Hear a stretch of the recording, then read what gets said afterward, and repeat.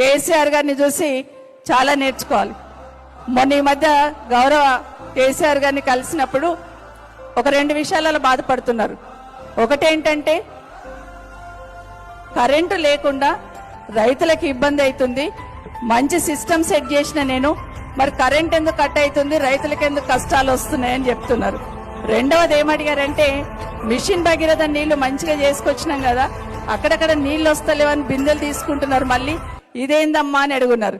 నేనన్నాను ఒక పొలిటికల్ గా ఆలోచిస్తూ వదిలేయండి అన్న, బదలామవుతారు కదా గవర్నమెంట్, మరి జనాలకు అర్థమవుతుంది అంటే ఒక్క మాట అన్నారు, రాజకీయాల కోసం జనాలను ఇబ్బంది పెట్టడం ఎందుకమ్మా, మంచి సిస్టాన్ని వీళ్ళంతా చెడిపేస్తున్నారు, అదే బాధ అనిపిస్తుంది అన్నారు. నిజంగా ఆ స్థానంలో ఎవరైనా కూర్చుంటే నన్ను కాదని ఇంకో నేస్తున్నారు కాబట్టి ఏమన్నా కానీ అనుకుంటారు, కానీ కూర్చున్న అరగంట అదే మాట్లాడున్నారు.